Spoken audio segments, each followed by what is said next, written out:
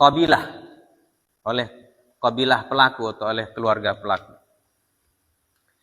Dan berlanjut sampai pada masa Umar bin Khattab radhiyallahu taala anhu. Jadi pada zaman Nabi, kemudian pada zaman Abu Bakar sama, ya.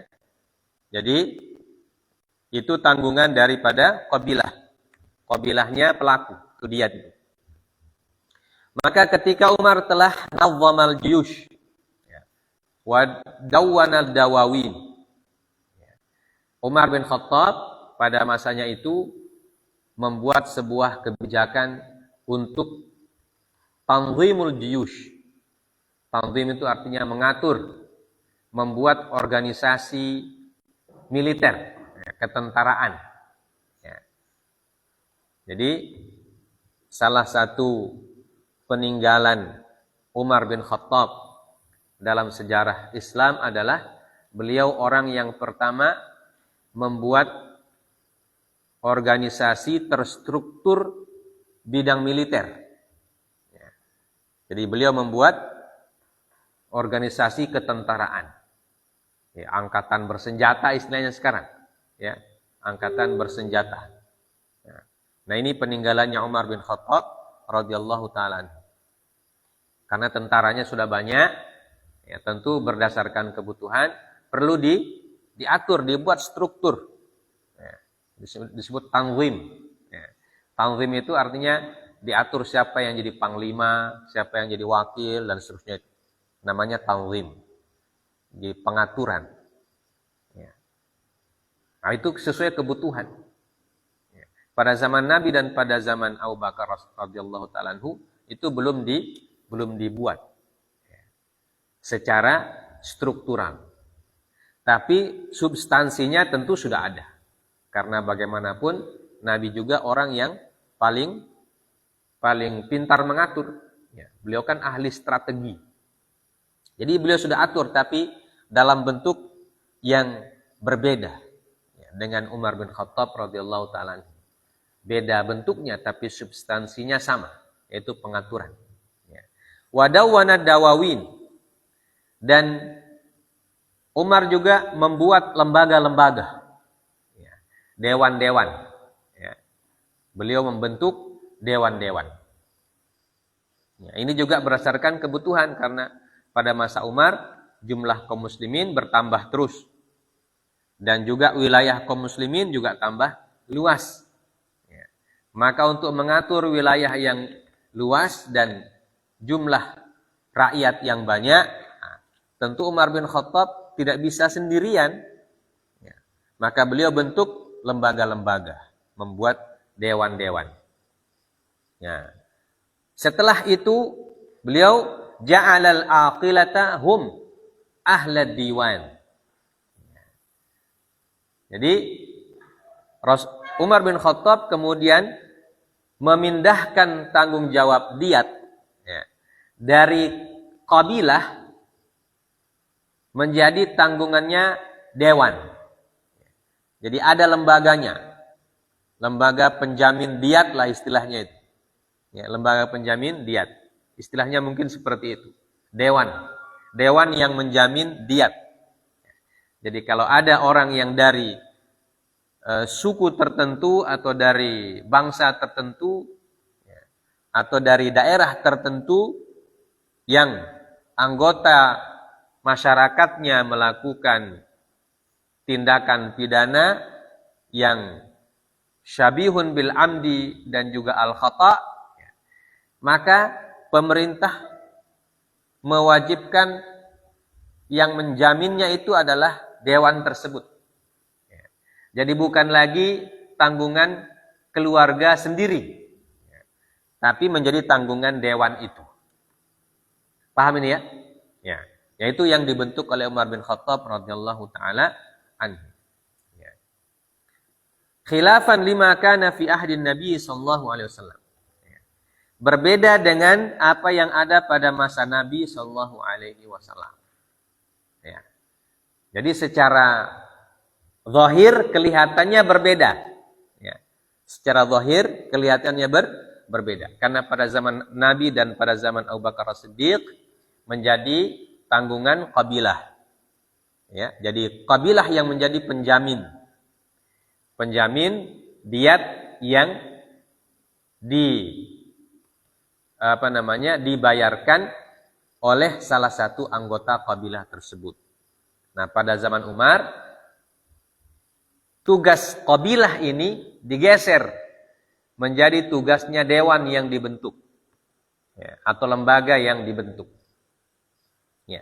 Maka secara zahir kelihatannya beda, ya. Tetapi substansinya sama. Nah, di sini dijawab, waqad ajabas Sarkhasi,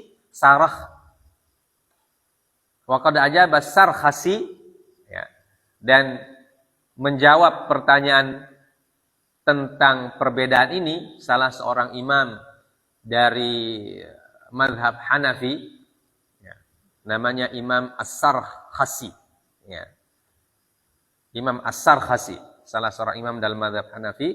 Beliau ini berasal dari Sarkhas, daerah Khurasan, ya, dari Khurasan. Ya, Khurasan itu sekarang sekitar Uzbekistan dan sekitarnya, itu namanya Khurasan dulu. Uzbekistan, Turkmenistan, daerah-daerah itu namanya dulu Khurasan. Nah, salah seorang ulama dari mazhab Hanafi namanya Imam As-Sarkhasi. Ya. Beliau menjawab pertanyaan orang. Ya. Kenapa Umar berbeda dengan Nabi sallallahu alaihi wasallam? Ya. Dalam membuat ketentuan atau kebijakan. Ya. Apakah itu boleh atau tidak? Maka Imam Sarkhasi menjawab bahwa apa yang dilakukan Umar radhiyallahu taala anhu, ya, itu masih sesuai dengan apa yang diajarkan oleh Nabi sallallahu alaihi wasallam. Beliau mengatakan, "In qila kaifa yudhannu bis sahabatil ijma' ala khilafi ma qadha bihi Rasulullah sallallahu alaihi wasallam." Ya. Bagaimana mungkin para sahabat bersepakat untuk melakukan sesuatu yang berbeda dengan kebijakan Rasulullah sallallahu alaihi wasallam.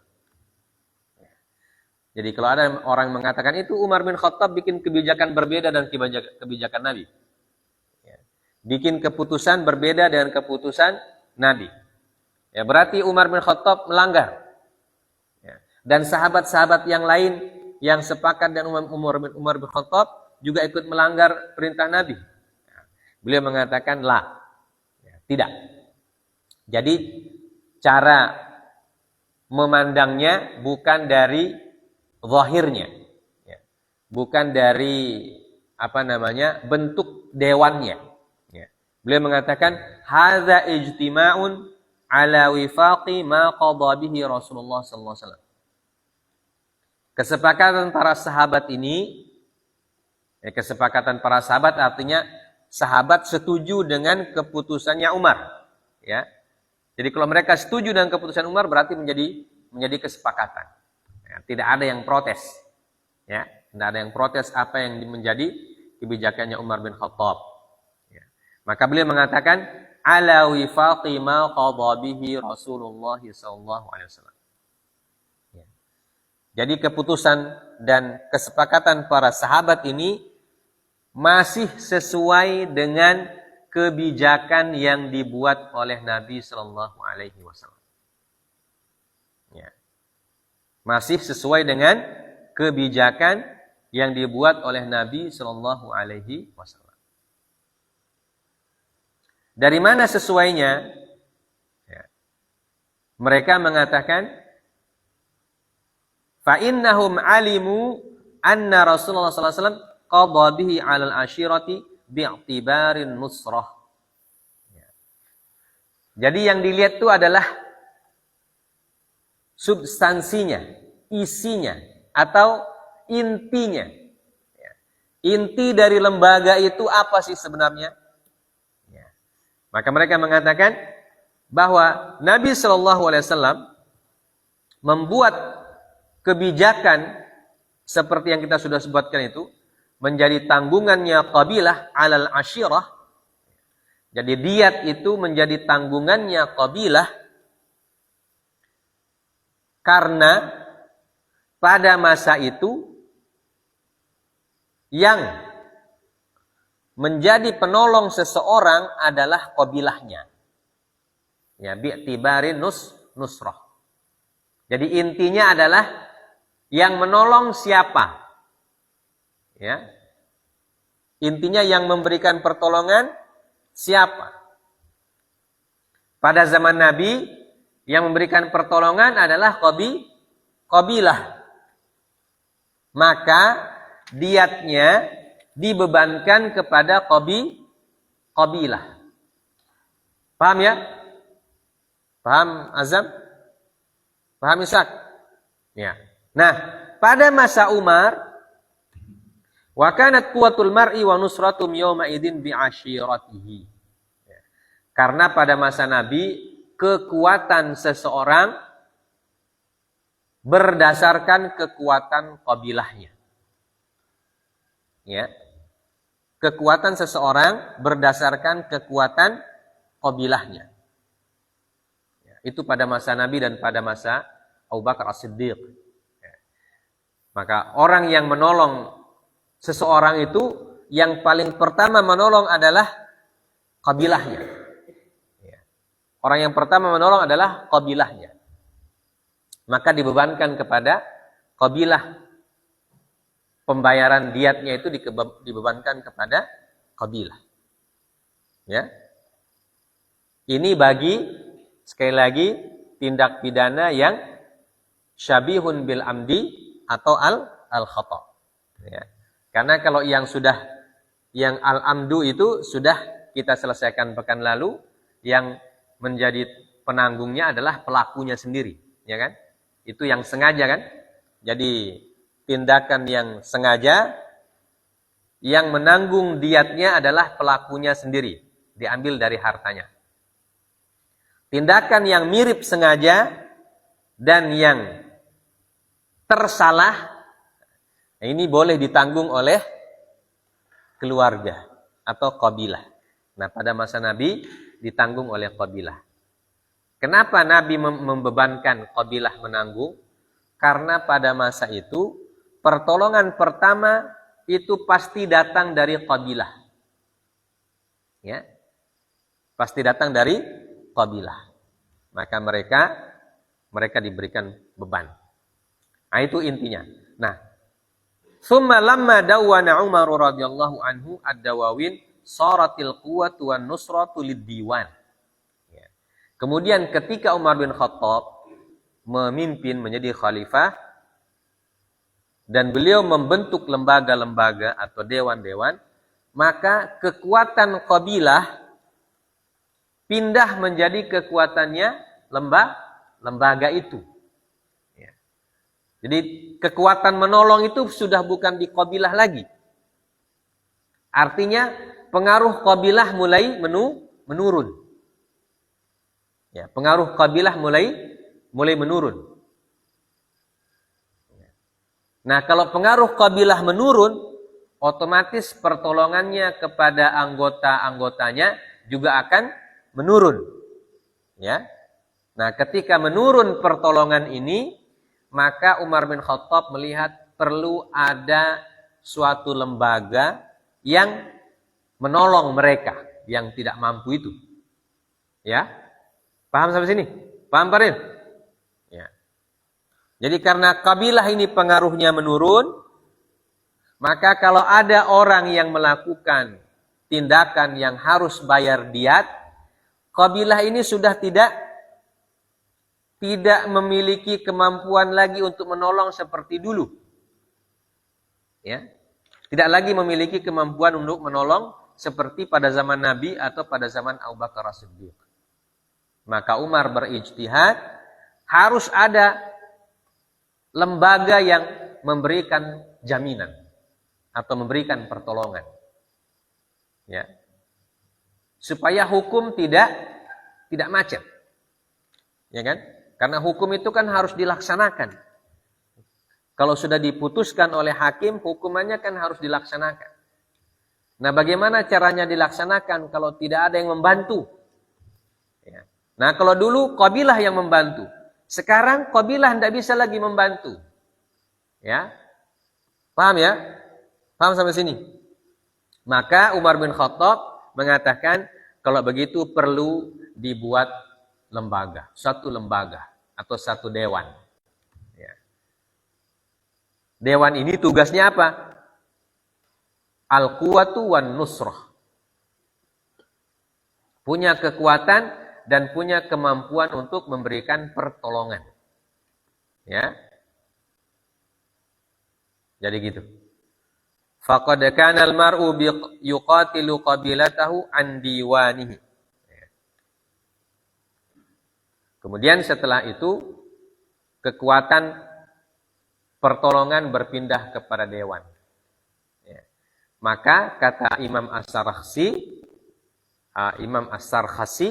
bahwa apa yang dilakukan oleh Umar bin Khattab radhiyallahu taala anhu pada hakikatnya tidak berbeda dengan yang dilakukan oleh Nabi Shallallahu Alaihi Wasallam. Tapi kenapa dibuat seperti itu? Karena perkembangan zaman, ya, perkembangan zamannya berbeda. Ya, perkembangan zaman berbeda. Kekuatan kabilah berbeda. Ya. Dulu pada zaman Nabi, kabilah itu menjadi kekuatan bagi siapa saja. Tapi kemudian pengaruh kabilah mulai menurun. Ya. Karena apa? Karena kaum muslimin sudah tambah banyak. Ya, sudah tambah banyak. Tambah banyak juga wilayah kekuasaan kaum muslimin. Ya. Kalau orang tambah banyak, berarti kemampuan orang juga berbeda-beda. Dan orang sudah berkawin-mawin. Ya. Suku ini kawin dengan suku sana kawin dengan suku sana. Ya. Jadi namanya apa? Kalau istilah di sekolah itu berasimilasi. Ya. Jadi keluarga kabilah itu sudah bercampur-campur. Kabilah ini menjadi anggota kabilah sana karena pernikahan dan seterusnya. Bahkan bukan cuma kabilah Arab. Ada lagi orang Persia yang masuk Islam, orang Romawi masuk Islam. Jadi semuanya sudah beragama Islam. Dan Islam menjadi pemersatu. Bukan lagi kabilah. Bukan lagi suku. Tapi Islam sudah jadi pemersatu. Nah, bagaimana kalau orang ini tidak punya kabilah dia? Baru siapa yang mau tolong? Ya kan? Nah, kalau ada orang Romawi masuk Islam, kabilahnya kan di sana, orang Romawi itu. Baru yang mau tolong dia kalau melakukan hal yang dihukum siapa? Dan harus ditolong dia karena dia sudah muslim. Ya kan? Sudah beragama Islam, sudah harus ditolong. Kalau dia melakukan kesalahan dan dihukum dengan diat, maka diatnya harus diberikan pertolongan supaya dia bisa bayar. Dan dia tidak punya kabilah lagi. Maka ijtihadnya Umar bin Khattab, kalau begitu harus ada lembaga yang memberikan pertolongan.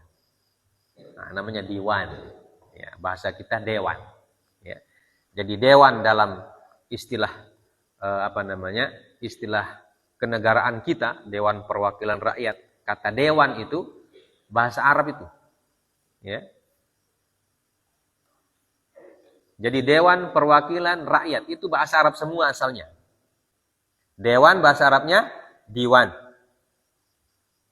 Perwakilan, wakil bahasa Arab, wakil. Taukil namanya, taukil mewakilkan. Rakyat, apa bahasa Arabnya rakyat? Ra'iyah. Ya kan? Kullukum ra'in wa kullukum mas'ulun an ra'iyatihi.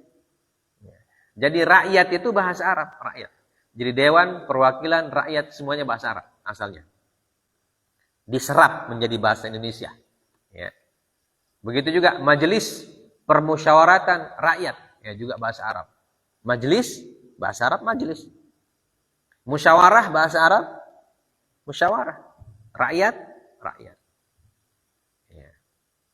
Jadi banyak bahasa Indonesia yang diambil dari bahasa Arab. Ya.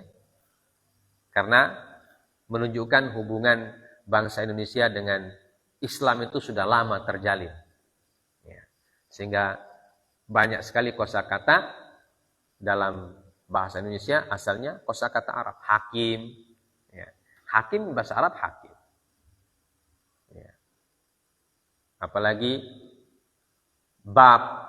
Ya. Bab bahasa Arab bab. Ya kan? Kalau kita menulis dalam bahasa Arab al-babul awal, al-bab ats-tsani. Bahasa Indonesia bab pertama, bab kedua. Ya. Nama-nama hari bahasa Arab itu Ahad. Bahasa Arabnya Ahad. Senin. Bahasa Arabnya Al-Itsnain. Selasa Ats-Tsulatsa. Rabu Ar-Rabu'. Ada yang bilang Ar-Rabu' itu sahih juga. Ar-Rabu'. Kamis Al-Khamis.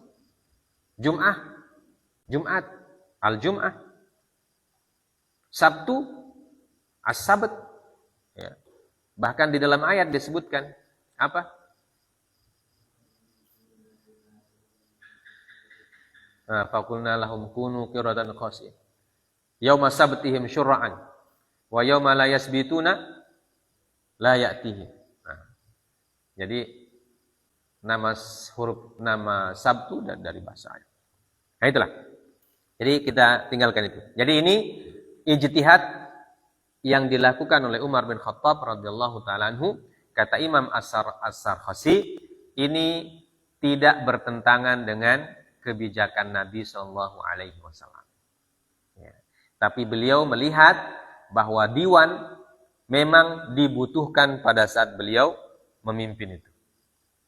Karena melihat perkembangan zaman, perkembangan wilayah, ya, pertambahan jumlah penduduk, dan banyaknya orang-orang dari suku yang bukan Arab masuk Islam. Dari suku Persia, suku Romawi, ya. Ada juga suku-suku yang lain. Ya.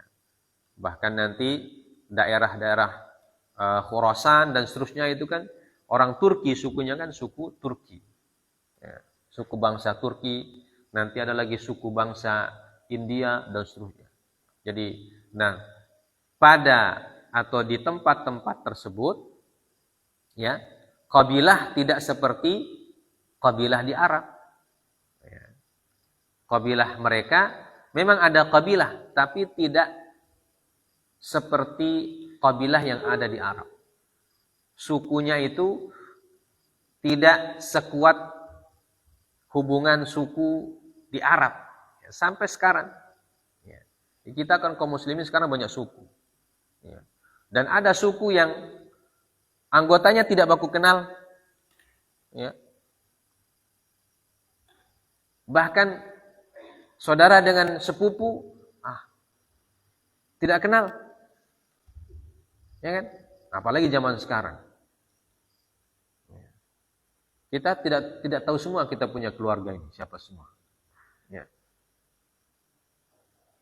Apalagi kalau orang tua kita menikah dengan suku lain, tinggal di sana. Keluarga dari sebelah bapak kita tidak tahu semua. Bahkan kita punya nenek kita orang tidak tahu. Ya, suku-suku berkembang. Ya, makanya Umar bin Khattab bilang kalau begitu pengaruh suku ini akan mulai menurun. Ya. Dan kalau mulai menurun pengaruh sukunya berarti pertolongannya kepada anggota sukunya juga mulai melemah. Ya. Maka hukum ini tidak boleh kosong. Ya. Dalam sebuah negara tidak boleh ada kekosongan hukum. Ya, istilahnya itu. Tidak boleh ada kekosongan hukum. Ya. Maka Umar bin Khattab berijtihad membuat suatu diwan. Wa idza kana al-ahnafu qad irtadaw hadha fa innal malikiyyata wasyafi'iyyata qad rafaduhu li'annahu la naskha ba'da Rasulullah sallallahu alaihi wasallam wa laysa min haqqi ahadin an yughayyira ma kana ala ahdi Rasulullah sallallahu alaihi wasallam. Ya. Jadi ini apa yang dilakukan oleh Umar bin Khattab ini diterima dengan baik oleh Al-Ahnaf, oleh mazhab Hanafi. Ya. Walaupun mazhab Maliki dan mazhab Syafi'i tidak tidak mengadopsi. Kita tidak bisa juga mengatakan menolak. Ya, nanti ada tendensi di situ. Ya. Tapi kita mengatakan tidak mengadopsi kebijakan Umar bin Khattab. Ya. Nah, mazhab Hanafi mengadopsi itu sebagai kebijakan. Ya, karena bagi mereka yang penting itu dia punya substansi. Ya, substansinya pertolongan. Ya. Maka kalau substansinya pertolongan, siapapun yang menolong boleh. Ya. Apakah dia qabilah, apakah dia lembaga, dewan, atau sebagainya. Yang penting ada unsur pertolongan. Maka mereka mengatakan itu dibolehkan. Dan ijtihadnya Umar sesuai dengan kondisi pada masa itu. Tapi mazhab Malikiyah dan Syafi'iyah mengatakan tidak bisa, karena setelah Rasulullah SAW wafat tidak ada lagi nasakh. Nasakh itu artinya penggantian hukum. Ya. Kalau Rasulullah sudah menetapkan qabilah, ya berarti qabilah tidak boleh diganti. Ya.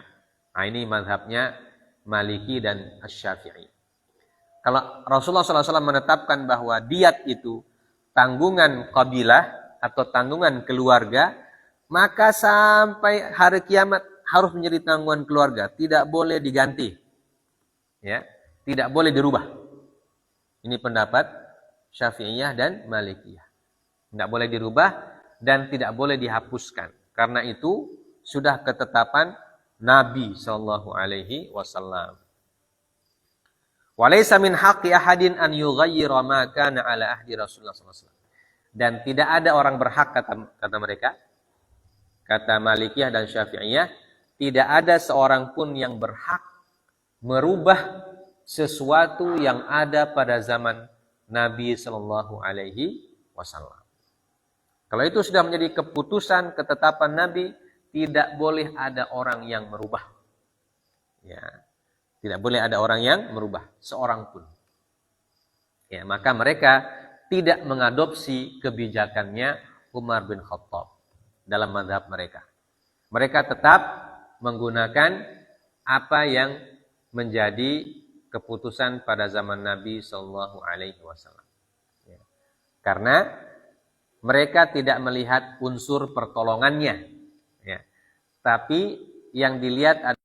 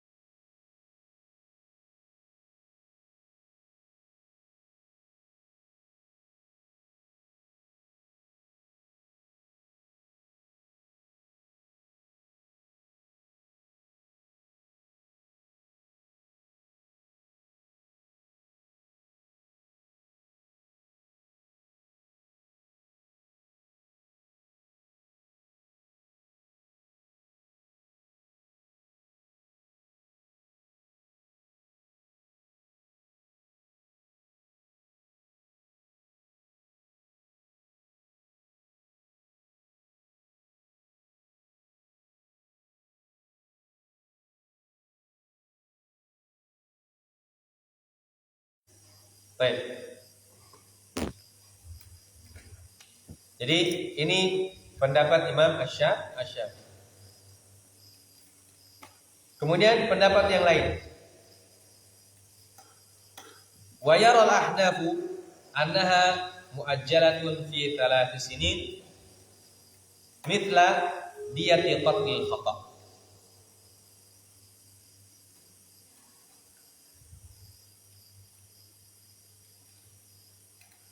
Dan menurut pandangan mazhab Hanafi bahwasanya diat yang sengaja, diat dari tindakan yang sengaja juga boleh diberikan waktu sampai 3 tahun, sama dengan yang tadi. Ya. Nah, ini pendapat mazhab Hanafi. Ya, jadi berbeda Syafi'i dan Hanafi di sini. Ya, Syafi'i mengatakan wajib dibayar ketika dihukum itu dan tidak boleh ditunda.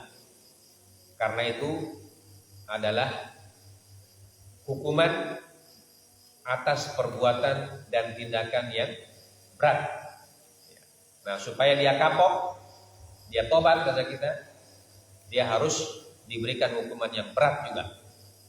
Ya, hukuman beratnya itu kalau dia bayar diat, bayar 100 ekor unta, dia harus datangkan 100 ekor untanya itu ketika itu juga.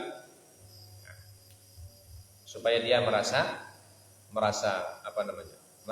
kapok berbuat perbuatan yang tidak dibenarkan itu. Nah, kalau dalam mazhab Hanafi mereka mengatakan dibolehkan untuk ditunda sampai 3 tahun. Ya. Karena apa? Karena tadi itu untuk mengumpulkan 100 ekor unta itu bukan perkara yang mudah.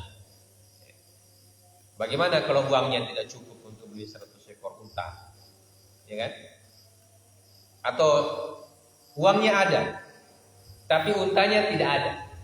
Dia harus pergi cari tempat lain dulu. Ya kan? Ya bisa saja di satu kampung untanya mungkin tidak sampai 100. Ya. Apalagi sekarang, unta sekarang kan jumlahnya sedikit sekali. Tidak sama seperti kambing. Kalau kambing banyak. Kalau unta jumlahnya tidak banyak. Karena unta itu hidupnya di tempat-tempat tertentu saja. Tidak hidup di semua tempat. Tidak sama dengan kambing. Ya, kalau kambing kan seluruh alam semesta ini ada kambingnya.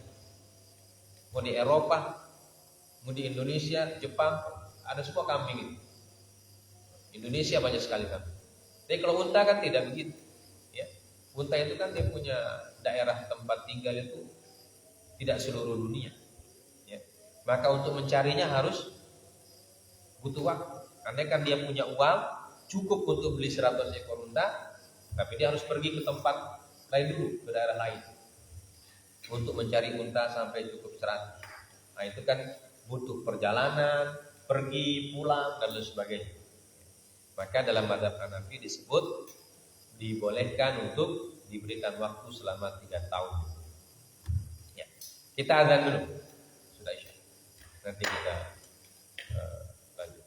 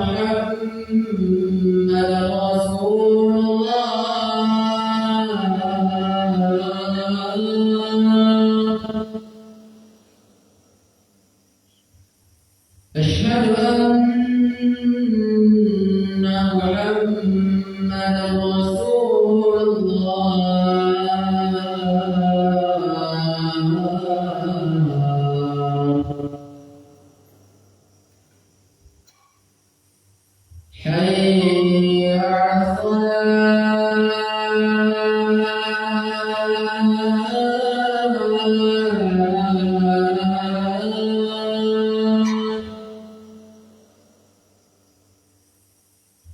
حي على الصلاة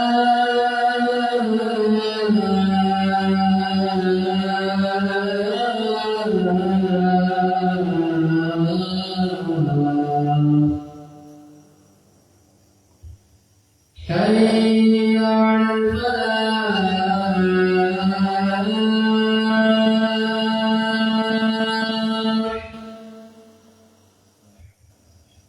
حي على الفلاح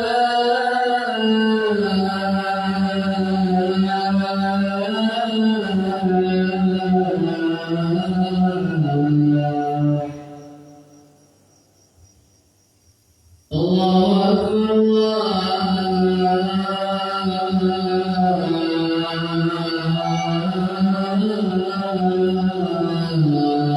أكبر لا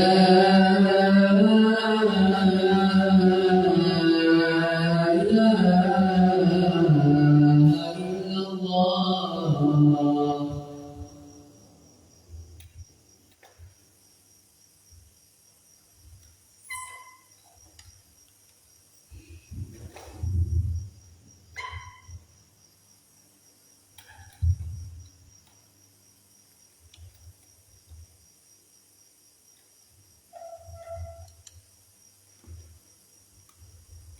Bismillahirrahmanirrahim. Baik.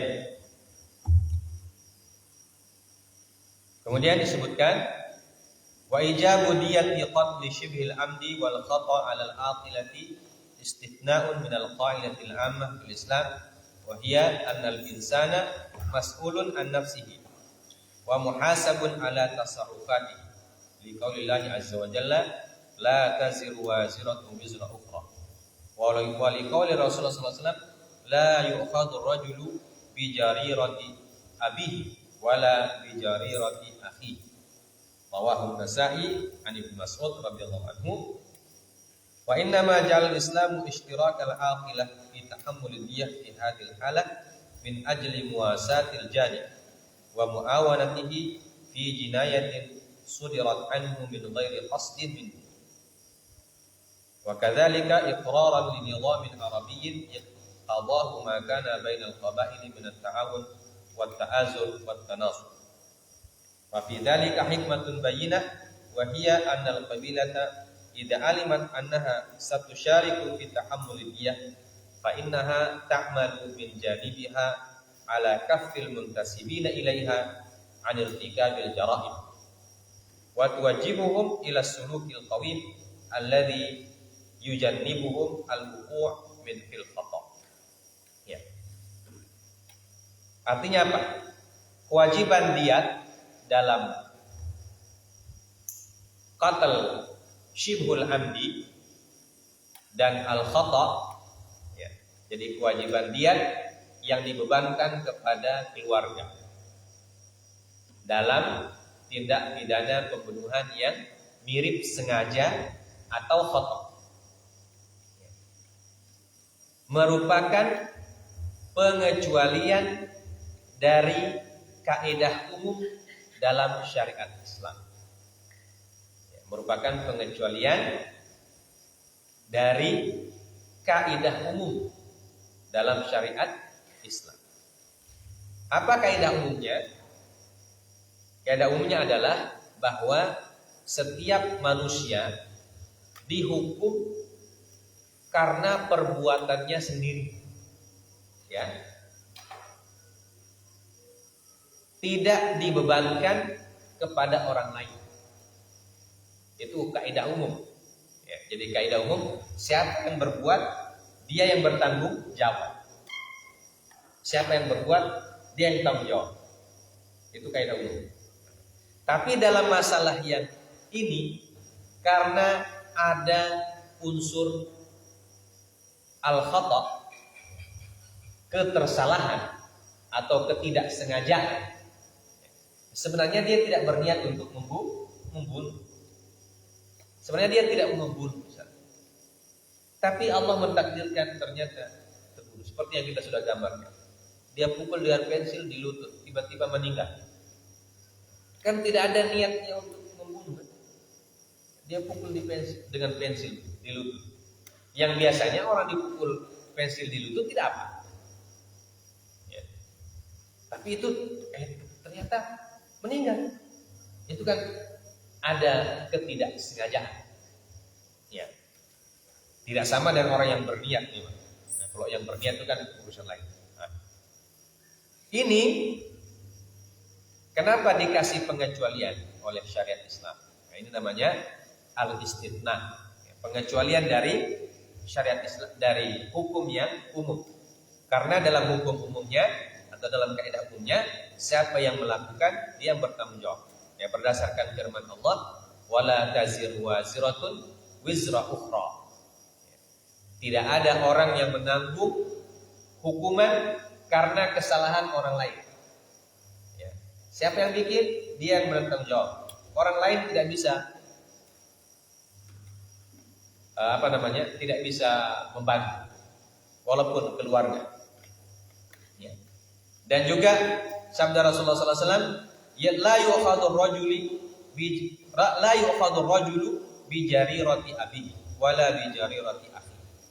Seseorang tidak boleh dihukum karena perbuatan bapaknya atau karena perbuatan saudaranya.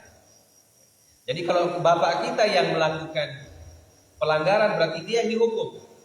Kita tidak bisa dihukum. Ya. Atau saudara kita yang melakukan pelanggaran maka dia yang dihukum. Tidak boleh kita dihukum. Nah, itu kaidah umum. Ya, kaidah umum. Tapi dalam masalah al-khata' dan syibhul amdi ini oleh syariat diberikan diberikan tanggung jawab juga kepada keluarga atau kepada kabilah. Ya. Kenapa? Min ajli muwasatil jani wa muawanatihi fi jinayatin sudirat anhu min ghairi qasdin. Di sini ada hikmahnya, yaitu menolong orang yang melakukan perbuatan yang tidak dia maksudkan dari awal atau dia tidak ingin, ya, karena tak salah. Ya. Jadi orang yang tak salah itu kan biasanya dia punya dia punya ketakutan itu besar. Ya. Coba kalau kita lihat, kita pukul orang dengan pensil, tiba-tiba dia pingsan. Kita yang bikin itu yang kaget duluan. Bahkan kita orang bisa ikut pingsan juga. Karena kan tidak punya keinginan kan. Apalagi mungkin sekedar bercanda, main-main begitu. Pak. Nah, itu orang yang seperti itu ketakutannya lebih besar daripada orang yang memang bawa pisau. Nah, itu memang dia tidak takut. Ya. Dia bilang apa? Jadi apa yang jadi? Penjara tidak apa. Artinya dia sudah siap. Ya. Dia siap menanggung dia punya konsekuensi. Nah, karena dia siap menanggung konsekuensi, maka tidak boleh orang lain tolong. Itu kalau dia sengaja. Makanya orang yang melakukan dengan sengaja, yang dihukum dia. Andaikan dia bayar diat dari hartanya dia, tidak boleh dihukum tidak boleh dibantu oleh orang lain. Tapi kalau tidak sengaja macam tadi itu, tidak bermaksud, dan tiba-tiba meninggal, itu kan dia takut sekali. Dia bilang, saya tidak begitu, saya maksud.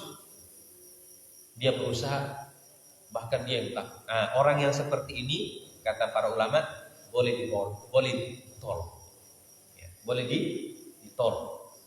Karena apa? Karena dia memang tidak bermaksud untuk melakukan hal yang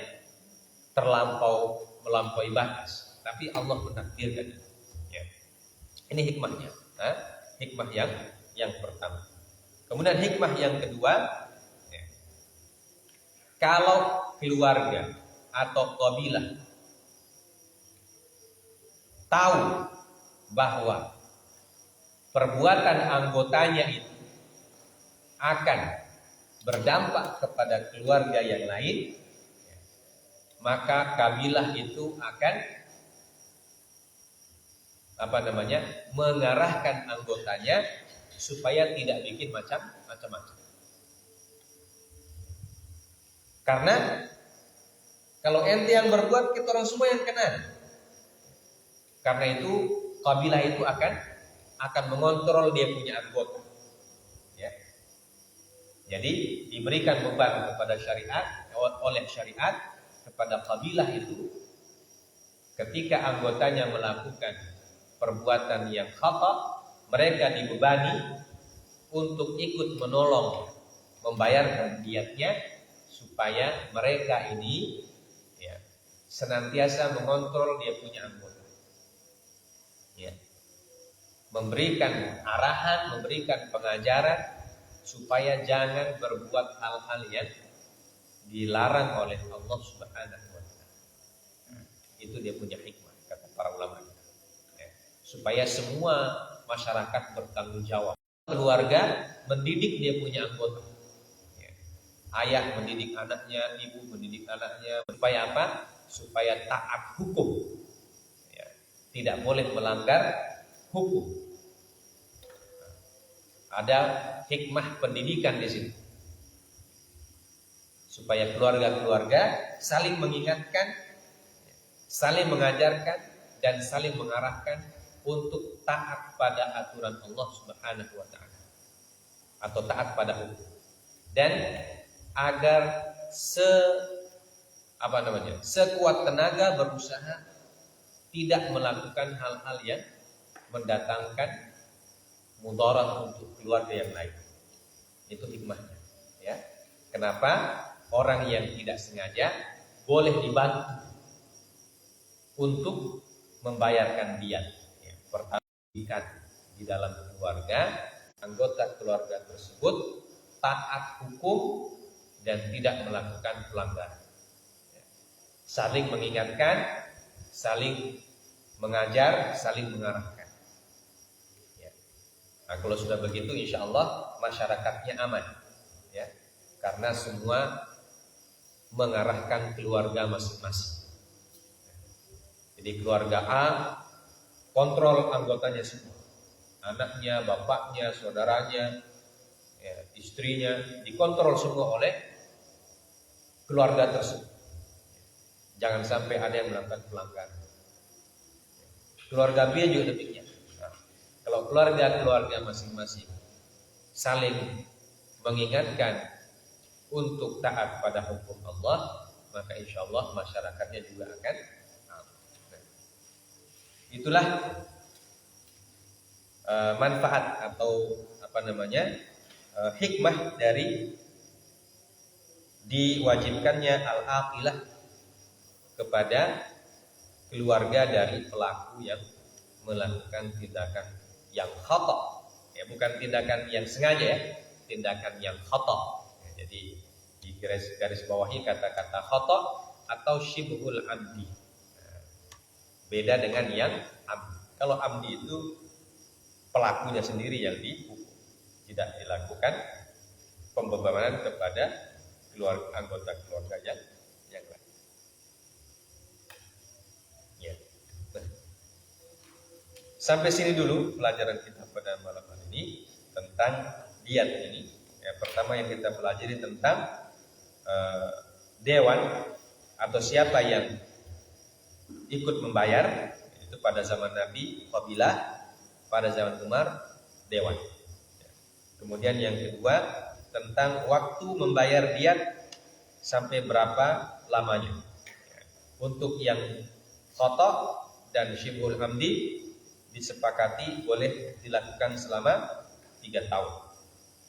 Untuk yang sengaja dalam mazhab Syafi'i harus saat itu juga. Nah, dalam mazhab Hanafi boleh ditunda selama 3 tahun juga. Ya. Kemudian yang terakhir merupakan pengecualian. Kenapa diat khata dan syibhul amdi dibebankan juga kepada keluarga atau kabilah. Jadi ada 2 hikmahnya tadi. Ya. Baik, sampai sini dulu pelajaran kita. Insya Allah kita lanjutkan di pertemuan yang akan datang. Subhanakallahumma bihamdik asyhadu an la ilaha illa anta astaghfiruka wa atubu ilaik. Wassallallahu ala nabiyyina Muhammad wa ala alihi wasallam wa akhiru da'wana alhamdulillahi rabbil alamin. Assalamualaikum warahmatullahi wabarakatuh.